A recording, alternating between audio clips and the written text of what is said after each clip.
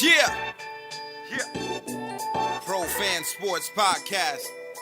Let's get it. Pro fans, tune into the program. Every single week, get the dope, fam. Sean on the mic, very flat too. Keep you updated, that's what we do. Pro fans, tune into the program. Pro fans, tune into the program. Pro fans, tune into the program. Every single week, get the dope, fam.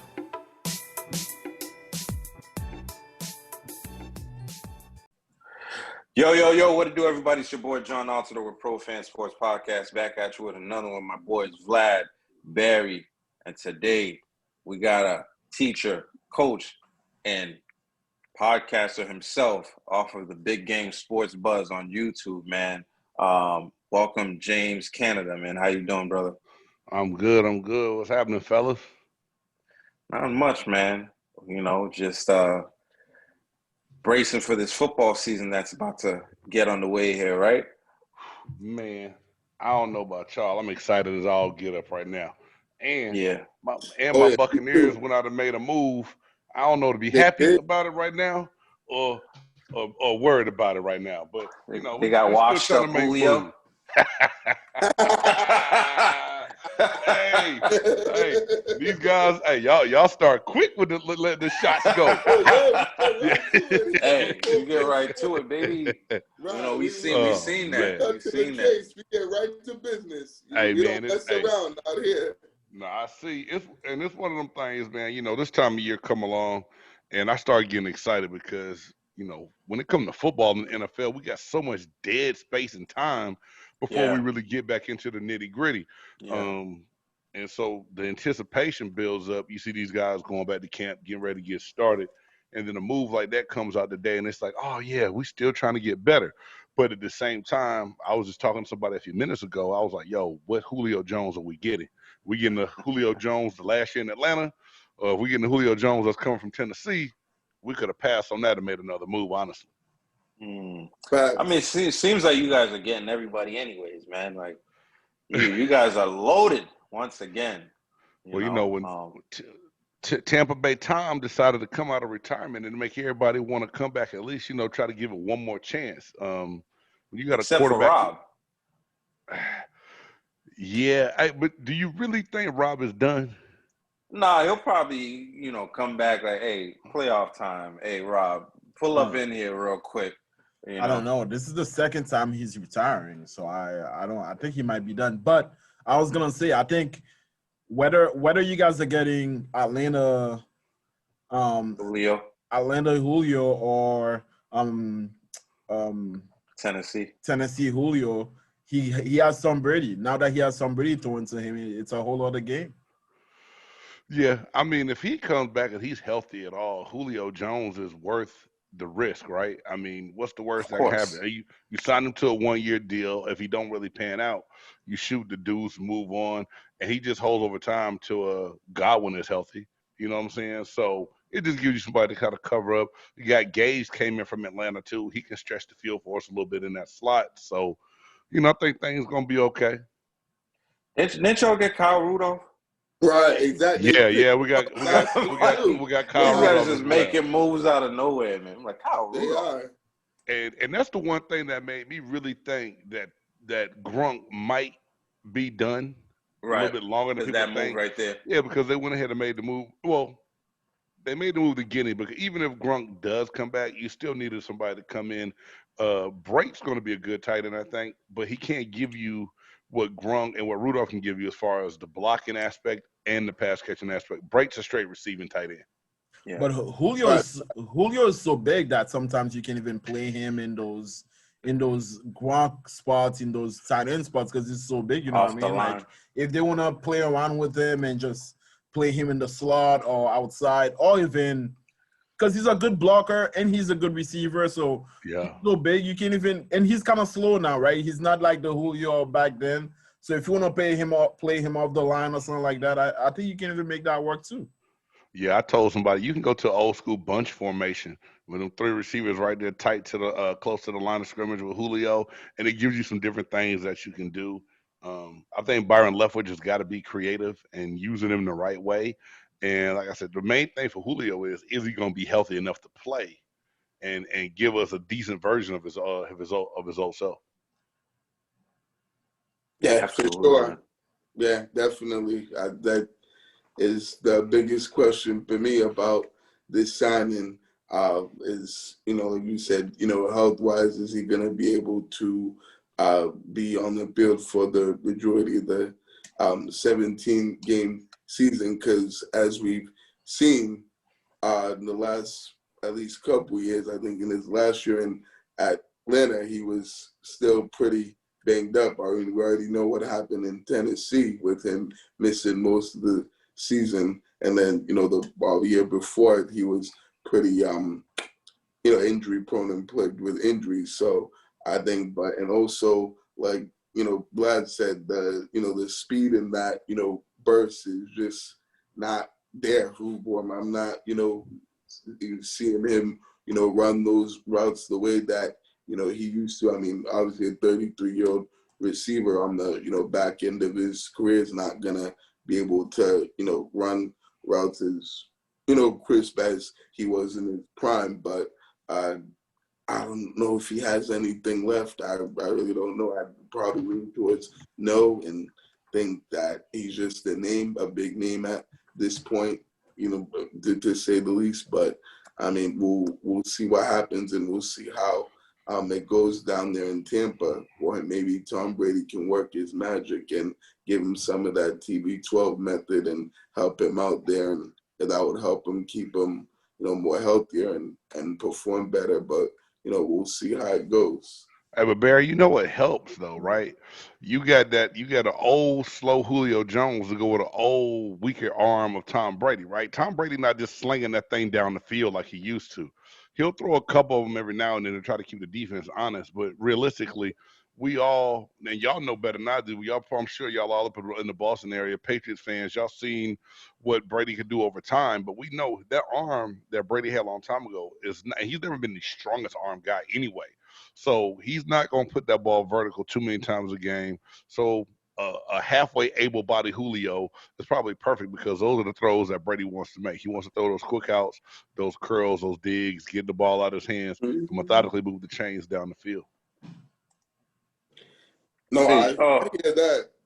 I hear that. I mean, they do still throw the ball down the field. I get Bruce Arians isn't coaching anymore. That's Todd Bowles and stuff. But they do still take, shots down the field. When I watch them play, I, do see quite a few, vertical, routes and Tom throwing it deep and stuff. Obviously he's not as much, and I'm sure it won't be as much this year with, Bruce Arians not coaching the team anymore. Yeah, I'm even, questioning on whether they'd be able to get, the timing down on those routes and stuff, because Julio's usually been more of like a vertical guy and stuff, the majority of his career. So, that'd be interesting for me to see, and I'll certainly keep an eye on whether they can be able to get that down, that timing down on those routes that you just stated. So we'll see if how long that takes to develop, and if they can actually be able to make that happen. Right. James, I was doing some research. I was doing some research on you, man, trying to see everything that you got going on. And this James Cannida, former football player, kept coming up. Yeah, that's me. I'm like, is this the same person? Because I'm seeing, dude, we're sitting there talking to a legend over here. No, man. I missed that. Didn't even know it. Dude, I'm like, which one? I'm like, is this the same guy? And I'm looking at him, I'm like, dude, that looks like the same dude. Let me make sure I'm talking to the right guy here. Yeah, the beard just got a little bit more Santa Claus in it right now. Yeah. But yeah, that's me, former Tampa Bay Buccaneer defensive tackle James Cannida. You started talking about the Bucs. I'm like, it's got to be the same James, man. Yeah, because I went on LinkedIn and you got the Sports Buzz and it says teacher and coach, and I'm like, yeah, you don't got the NFL in there? I thought it was on there, man. It's on my resume. That's for sure. That help you get indoors. So. Facts. That's awesome. Yeah. That's awesome, man.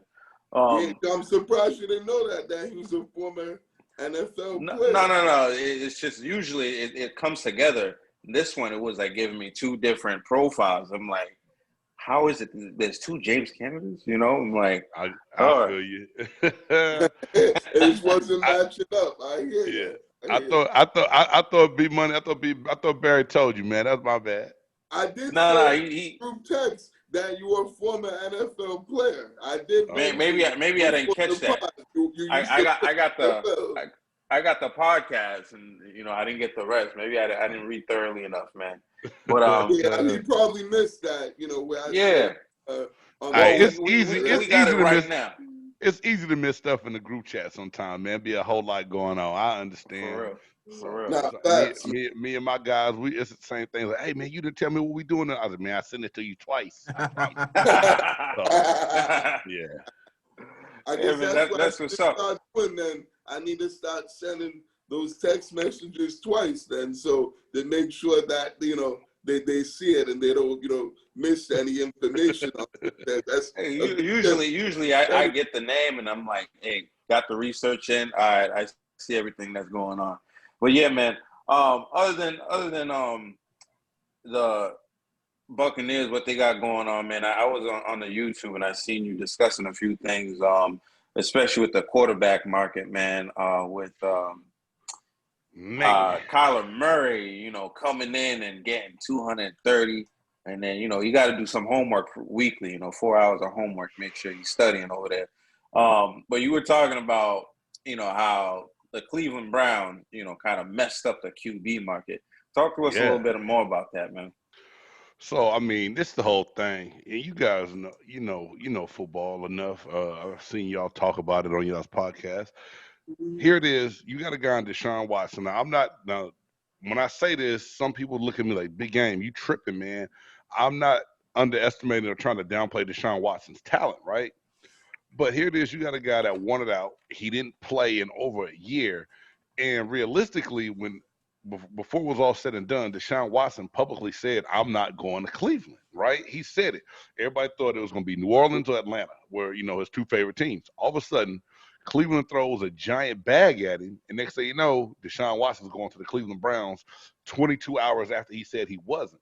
So you set the market and bar super high for a quarterback. You don't even know if he's going to be suspended or not.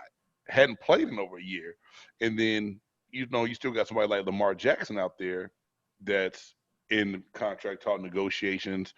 And so the Cleveland Browns, because they were so desperate to move on from Baker Mayfield, they set this bar so high that a lot of other teams are going to have to overpay. Now, do I think Kyler Murray is a good quarterback?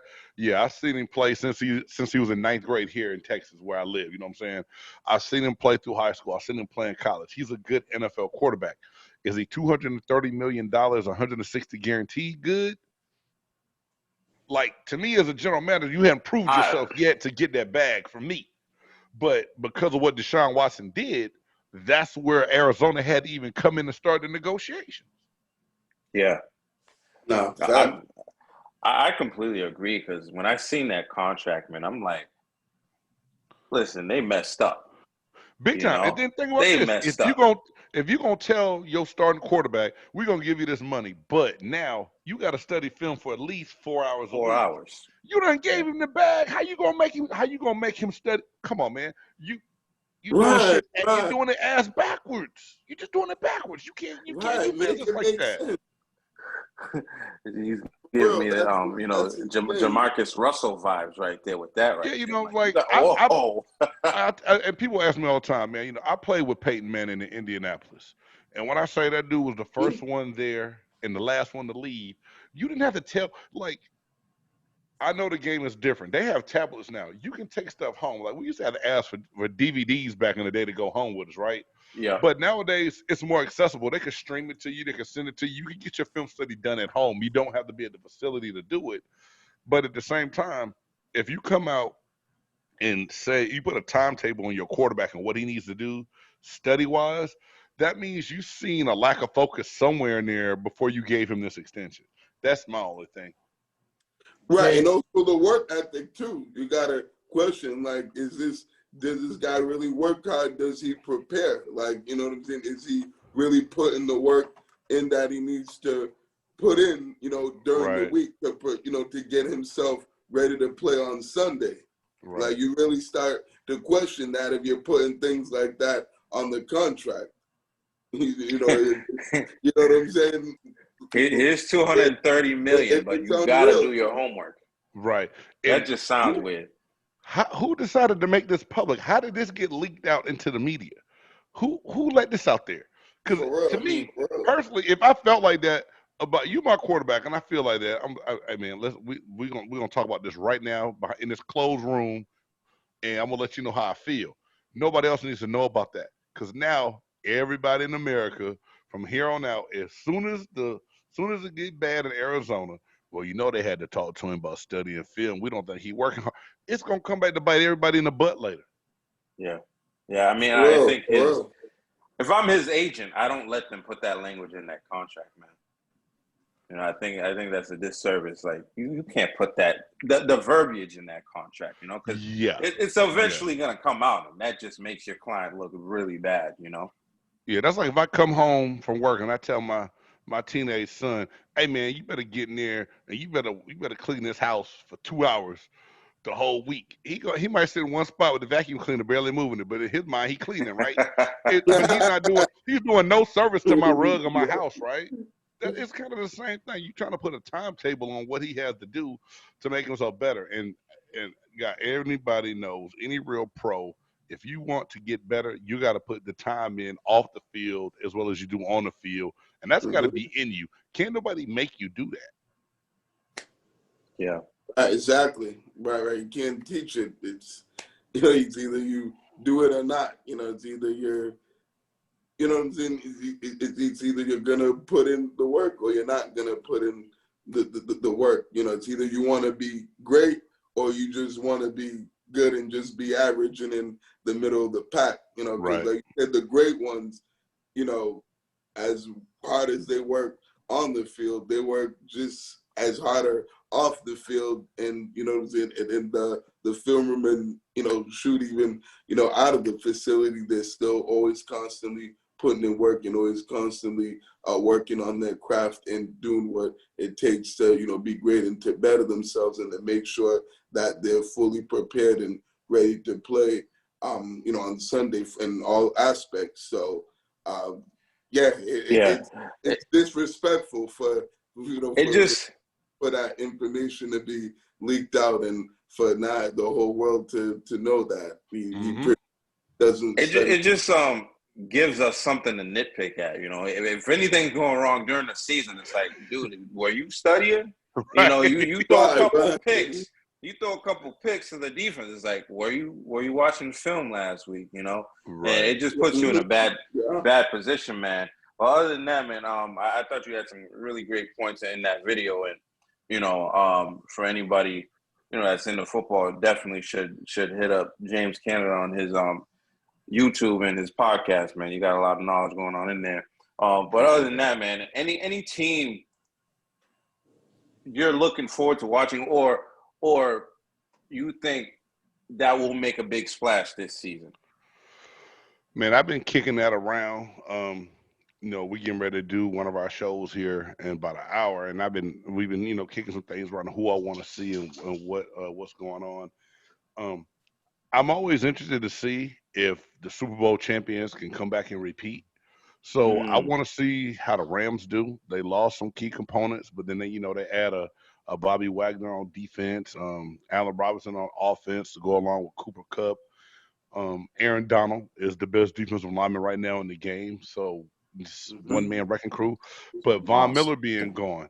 So it's just, the Rams interest me. I did a quick story today about what second-year quarterback's going to have the biggest impact. And for some reason, Zach Wilson and the damn New York Jets have me intrigued right now. I don't know what it is about Robert Saleh and him being a defensive-minded person. I know they're in y'all's division, but I just want to see if the Jets can they had a great offseason, man. They had a great draft, great offseason. and Robert Saleh. Only thing that throws me off is, he got hired for his defense, right? Yeah. He came from the 49ers. He got hired, for coming from over there being a defensive coordinator, and he comes to the Jets and he hires somebody else as a defensive coordinator. I'm like, I don't understand that, because I feel like if you get hired for a certain position, like, you as the coach need to be in there doing what you got to do, to head that thing. But What's your opinion on that? Tony Dungy did the same thing in Tampa. Tony Mm. Dungy was a defensive coordinator in Minnesota, got the Buccaneers job, right? Mm-hmm. But he made Monty Kiffin his defensive coordinator. But I will say this, Tony spent a lot more time in the defensive meeting rooms than he did in offensive meeting rooms, right? But as a head coach, you come in, you got to put those pieces around you that can get the job done. And realistically, as a head coach in the NFL, you're really a facilitator and a manager. You gotta run that whole team. And so for some guys, they're not going to be hands-on on every position because they want to try to run, the whole ship and make sure it's fine.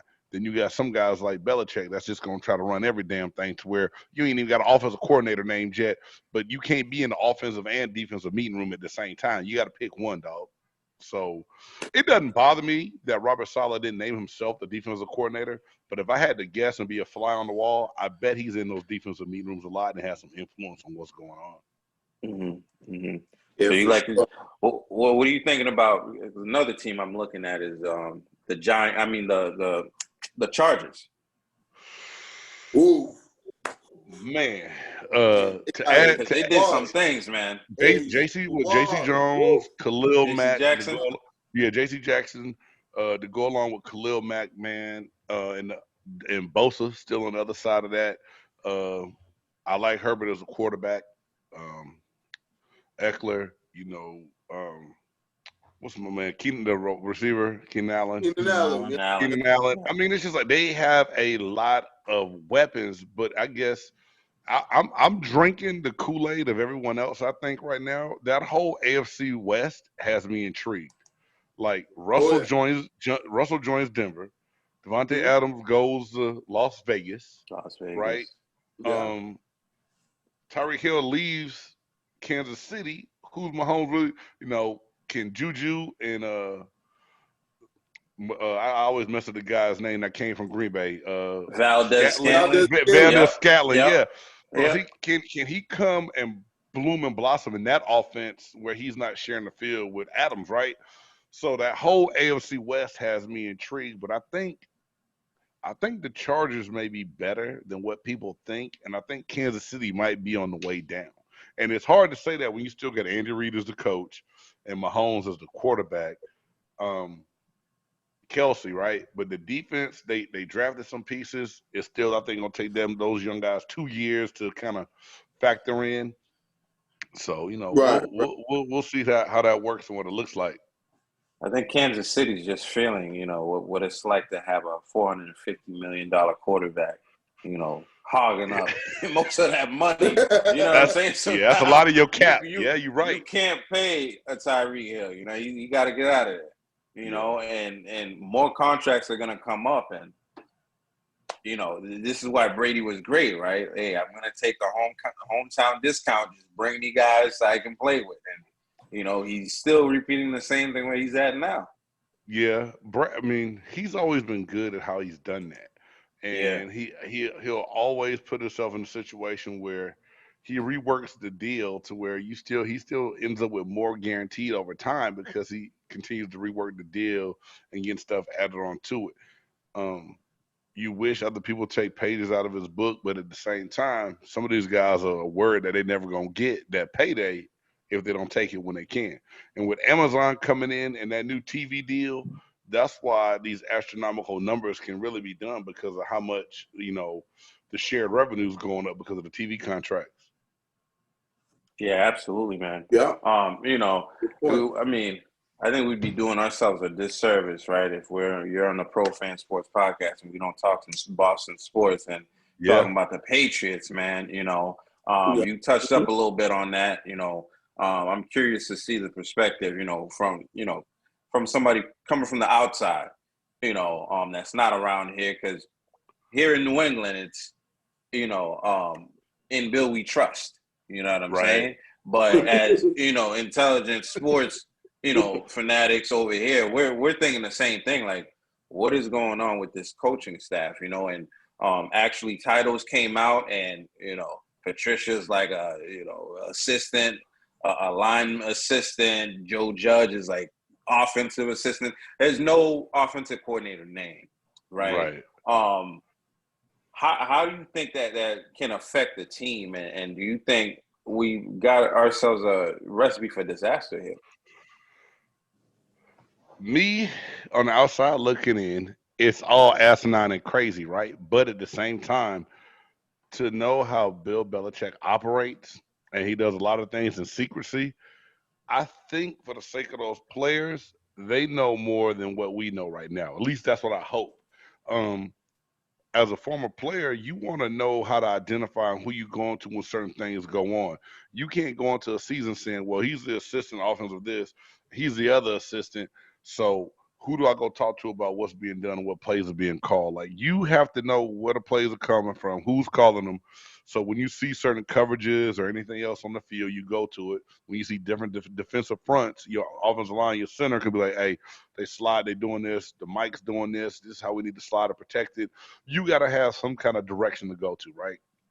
So if this isn't just a big poker face gone in by the Patriots right now, I would be surprised.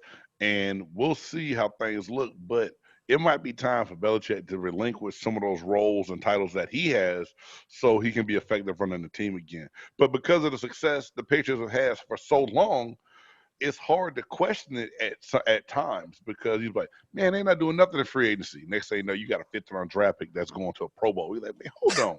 How the Patriots finding all these damn players in the third, fourth, fifth, and sixth round? Like, what are they doing? So, it's very interesting. But I think there's a big poker face going on right now that we don't know nothing about. Absolutely, man. What is your sense of Mac Jones?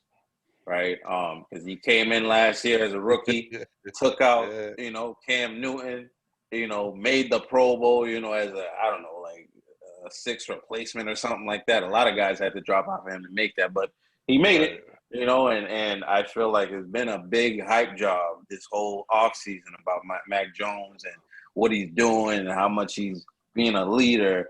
Again, we're drinking the Kool-Aid here because this is all we're reading about, in our sports, sporting news, all our articles we're reading up here. It's all about how great, how he's gonna make a leap in the second year. So I'm definitely interested in what people think on the outside. Like I said, I just released a video today called "Which second year quarterback's gonna have the biggest impact?" And Mac Jones is number 3 on my list. A lot of what Mac Jones did last year was smoke and mirrors to me. It was a lot of checkdowns. It was a lot of screen passes. It was very safe play calling to keep him confident in what was going on. And so his stats looked a whole lot better than what they were. I think out of the top 5 rookies last year, his QBR was like in the 90s compared to Trevor Lawrence's being like 73. Zach Wilson's being, I think, 69. Justin Fields ran for his life. Thought he was about to get killed last year in Chicago. Oh, right? He's about to do it again. Yeah, but so Mac Jones benefited the most from being in the system he was in and have the coach that he had to be able to perform okay. I say okay. And a lot of numbers, people see numbers like, oh man, he had great numbers. Yeah, but if I throw 50 checkdowns a game and complete 40 of them, my numbers are gonna look great too. My completion percentage is gonna look amazing. But you still hadn't tested a whole lot of real great defenses. And I think on the outside looking in, he was a good safe pick for the Patriots, but I still wanted to see Cam have one more season there and really give Mac Jones a chance to learn and develop and then come in his second year ready to take over. But it is what it is. Absolutely, man.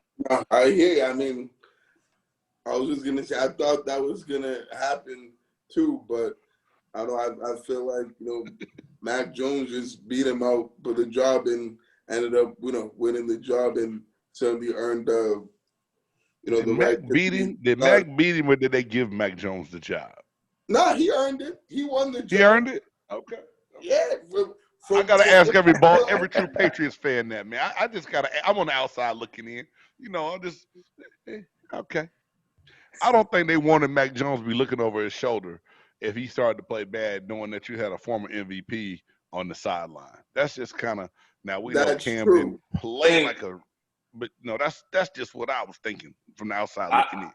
I think he held his own, but I also think, you know, Cam Newton, you know, didn't help himself with that whole COVID situation that happened, you know, during that time. And I'm like, dude, you kind of like just gave them, you know, a reason to get rid of you. You know what I'm saying? Especially being in the Patriots, man, like you can't be missing no time, you know, especially, you know, they made a really big deal about when we had the joint practice with the New York Giants. And or the Eagles or something like that. No, it was the Giants. Was it the Giants? One of those joint practices. Yeah. Okay. And I think Mac Jones like lit that, you know, practice squad up, and they made a really big deal about it. And you know, from then on, it was like, Cam, man, you messed up by not being here, brother. You know what I'm saying? And it's like now they had every reason to be like, all right, this is why we got rid of Cam. But I think everybody on this podcast was like, hey, you know, Cam should at least get a few games in, you know, as the starter, and then bring in Mac Jones, you know, later on in the season, you know, to ease him in and stuff like that. But, you know, unfortunately for Cam, it didn't happen that way. And you saw what happened when he went to the Panthers, and, you know, it just doesn't work. He was explaining that on, I think, I Am Athlete podcast. It's like, you're jumping from teams to teams and you're learning new material. You know, I don't care how athletic you are, you know, organized sports just don't work like that. You need time to learn that playbook and how it works, because the verbiage, everything else, the timing, your teammates. Yeah, you're right, man. It's big time. Absolutely, man. So, you know, this week we had training camp started, right?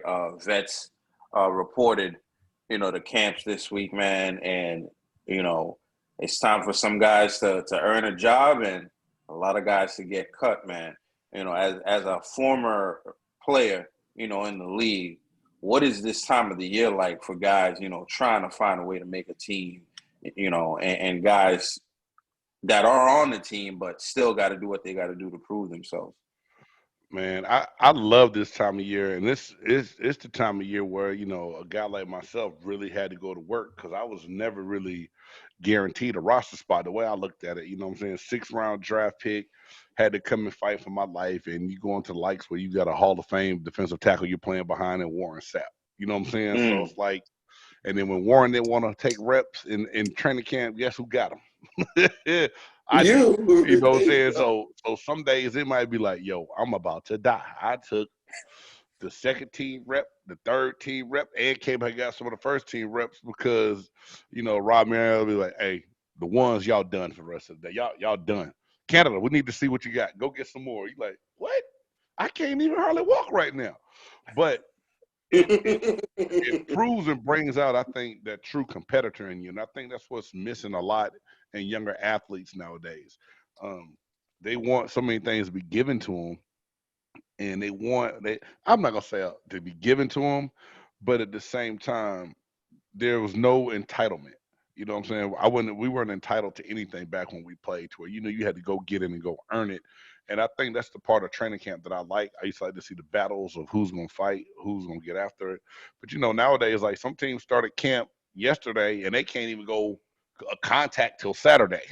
You know what I'm saying? Like, they don't even bang like they did, like we used to back in the day. But at the same time, the ones that are fighting for their NFL lives, you're gonna see the best of a lot of guys that, you know, you didn't expect to see things out of when training camp starts. By the time it ends, you know, there's gonna be those guys on every roster on all 32 teams that's like, hey, this kid here, he turned some heads and he's gonna have a great future.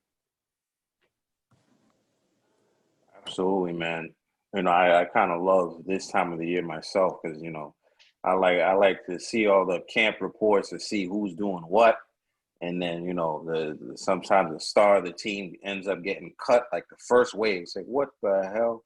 You it's know, always gonna be a surprise, right? What is happening? You know, and it's like the journalism that goes into this.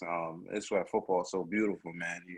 You don't know what's gonna happen. Like the whole Cam Newton situation. None of us knew Cam Newton was gonna get cut last year. We're like, oh yeah, Cam's definitely in this, and then boom, he's out of there. You know, and all of New England is shocked. You know, but it is what it is. Barry, you had a question?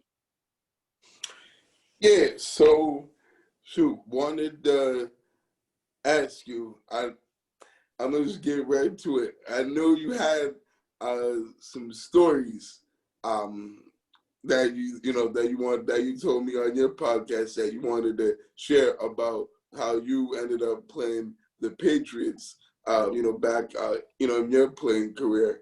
And I know you had said you had played that year. You guys played the Patriots. You played against Drew Bledsoe. Right. He was a quarterback at the time. I was just gonna say, can you just describe how it was like playing against the Patriots and Drew Bledsoe at that time, and any stories that you have that you remember to this day, playing against the Pats? Well, like I said, it's funny because I think it was that same year. It was in 2001. We had the Patriots twice that year because we had them in the preseason, and that was one of my better preseasons. And I remember coming out, our ones were out, but Belichick, y'all's ones were still in, and I got a chance to get the Drew Bledsoe, and he's just like the biggest, nicest target to hit in the world. 6'5", big body. And he wasn't escaping, no rush. If the pocket collapsed on his big ass, he was going down. He couldn't get out of it.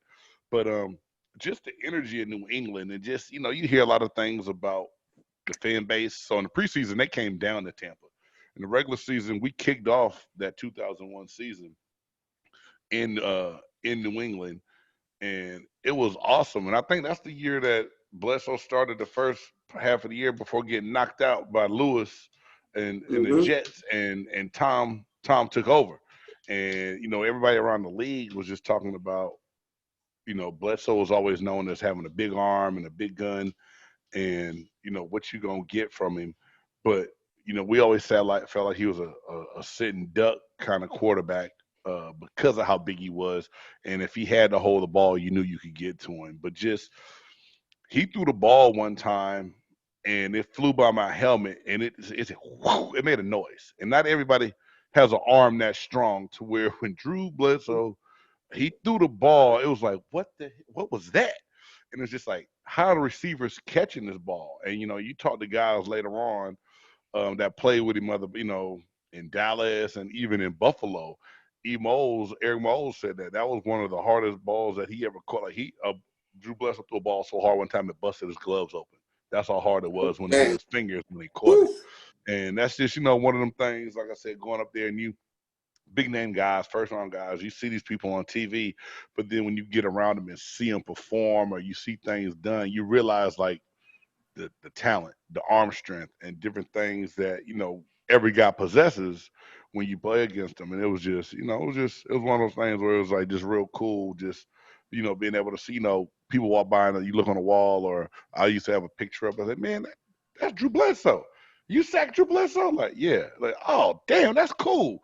So it's just one of them things, man, when you get a chance to say certain things, man, or people see pictures, you be like, oh man, that's cool. So, but I'm mad that I never came up to Gillette. You know what I'm saying? It was the new stadium was still being built at the time when we came up there, and we played in, them locker rooms should have been condemned when we came up there, man. It was a shame what that visitor locker room looked like.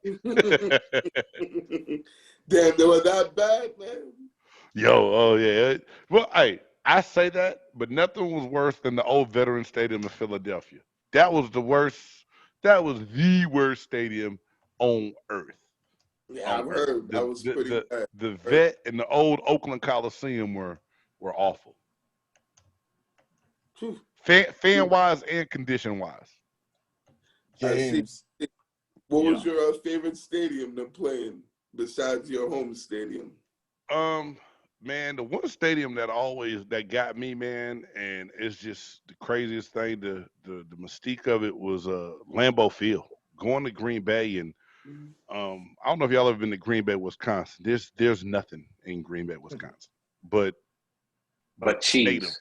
But yeah, natives and cheese factories, right? So like you driving down this this main street, you turn and you driving in a residential neighborhood. It's like you're like, where the hell are we going? This house is right here. Then you go like this small little hill, and when you come down, you just see this giant legendary stadium.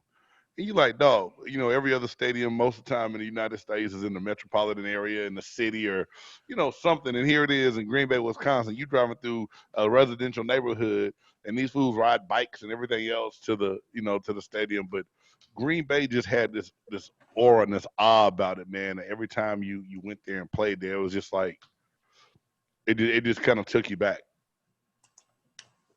James, Sure.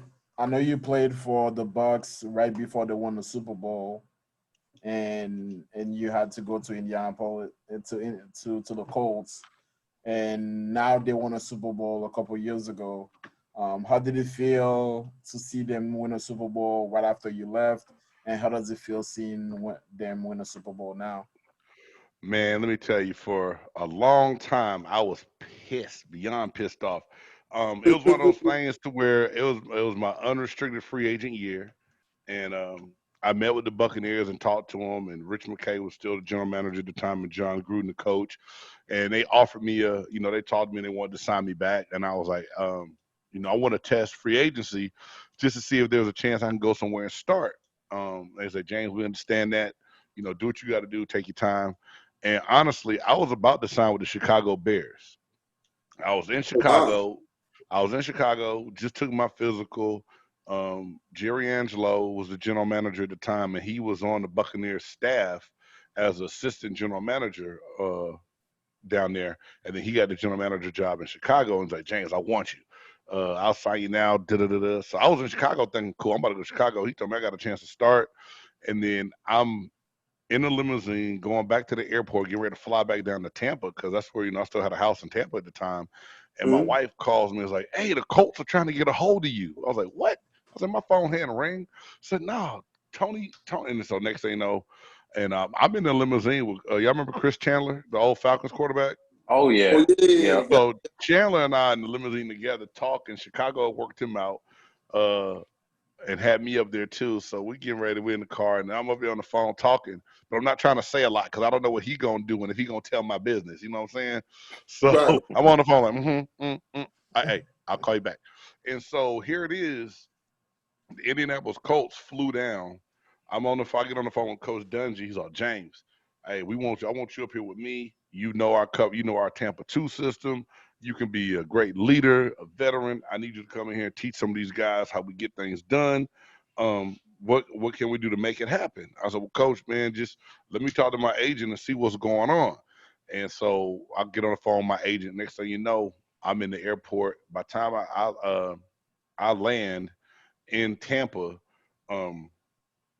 and Tom, I can't remember his last name. It's not Telesco, but he's now the general manager of the Los Angeles Chargers. He flew down with a contract in hand to get me to sign it in the airport and flew it back to Indianapolis at the time. Wow. And I was cool because I finally got an opportunity to go somewhere and have a chance to be a starter in the NFL and play. But at the same time, it hurt knowing that I leave Tampa, Booger McFarland gets hurt.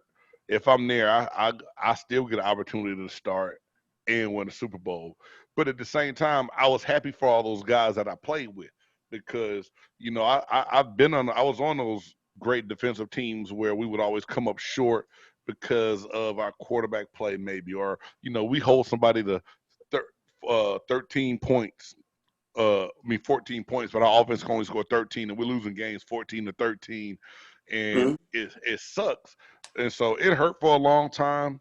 But then, I tell everybody this: my heart is in Tampa because they gave me an opportunity to live my dream as far as playing in the NFL.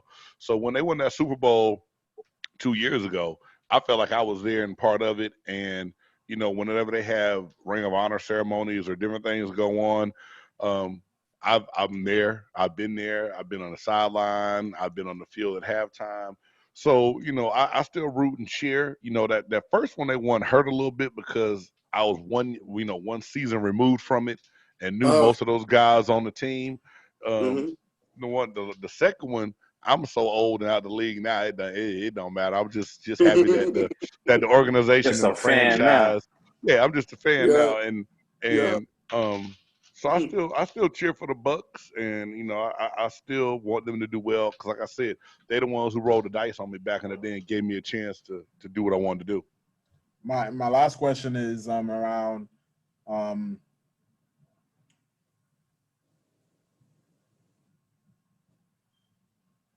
What was that last one? I'm sorry. No, you're good. You're good. My last question was around you playing with Peyton Manning, and I know you mentioned that earlier. Any good stories? Anything you can tell us? Give us the insider of what it's like to be on a team with Peyton Manning and how special he was and or anything like that.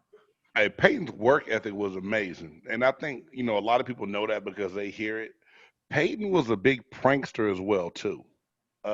Peyton liked to play jokes on people Really? and mess with people. So I don't know. Do y'all remember David Thornton, linebacker for the Colts? I don't know if y'all remember him. Matter of fact, he works for them anyway. He came in out of North Carolina, and he was talking crazy and talking wild to the offense one day.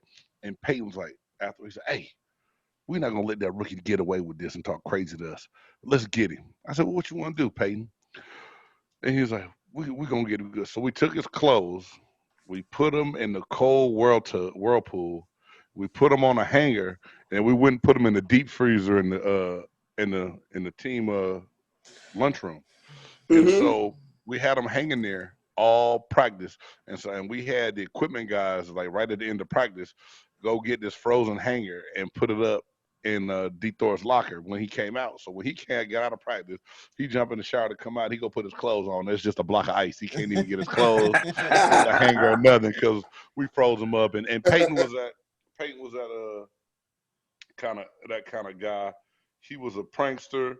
He had a good time, doing things, but he was all about business first. And no knock to my quarterbacks in Tampa when I was there, but I had Trent Dilfer, Yep. and then Sean King, and then Brad Johnson.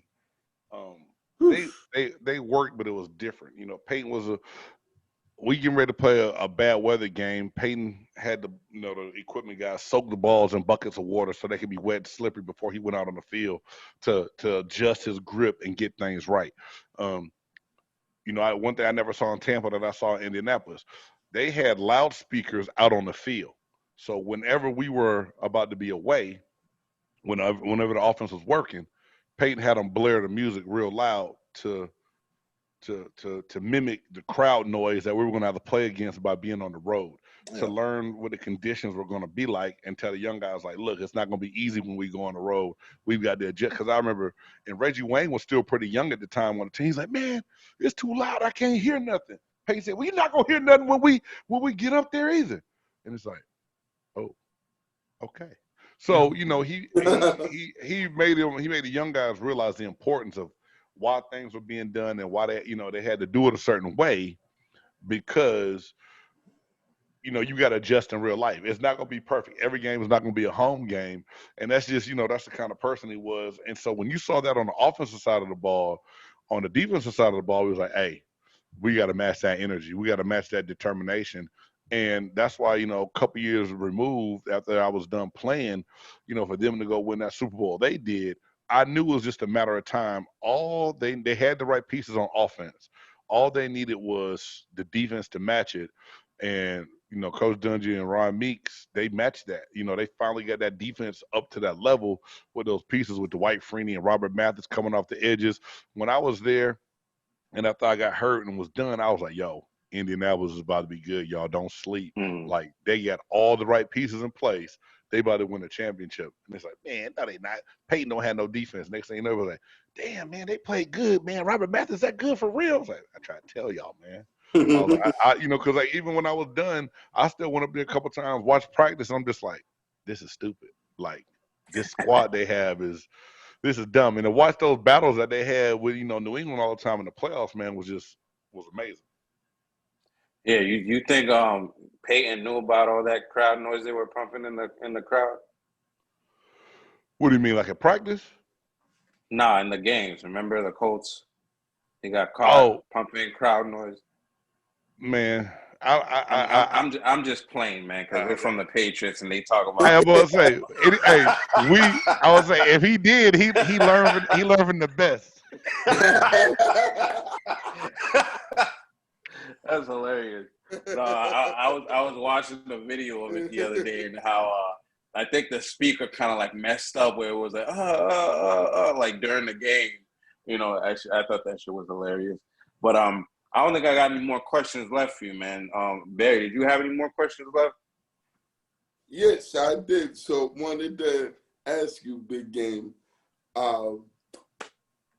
who's the toughest quarterback for you to play against, and your favorite moment in memory playing in the NFL? Man, I got a couple of moments, man. But quarterback wise, I'm gonna go old school first for me. We used to be in the NFC Central that don't even exist no more. We had to see Brett Favre twice a year. And Brett Favre was a bad boy. And then I got a small taste of Michael Vick one time, and that was stupid. It was like a human video game. That was real dumb as far as like to seeing what he could do in athleticism, and I hate that his career got tarnished with the dogfighting thing for one little mistake that he made. But one of my most memorable moment, man, was a Monday night game in Pontiac, Michigan, and Barry Sanders, I think, made the entire defense miss and took one like 65 yards to the house. And here it is, I'm up there. I'm my rookie year. I'm inactive, just watching. I'm just like, oh my God, that's Barry Sanders. And you watching it and you see it, and you seen things on TV as a fan of the game and just watching the game, but to see it in person and see what he could do, I was like, are his ankles double jointed? Like, how did he do that? How did he stop the move like that? Yeah, that bounce, man. Yeah, man. He did some things that was just beyond amazing. And just one of my, my favorite moments is, and that highlight still lives on to where you might see an old Buccaneers highlight of him in that Superdome running down the sideline after breaking through the middle like 50 misses and killing it. So absolutely, man. Yeah, shoot, yeah, no, that's a good one, Barry Sanders is a legend, and to me, the best running back that's ever played the game. And yeah, he was different and special, and the way that he could just move and make guys miss is just next level, and just mind blowing to say the things that he could do. I don't think we've seen any running back do that in the game ever. Like, yeah, it sucks that his career got cut short, but and he retired early, but yeah, he was a different breed, to say the least. Yeah, I think it just came down to one of those things where Barry Sanders got sick of, he felt like he wasn't getting any help. He got sick of losing. Yeah. So at a point in time, he was like, you know what?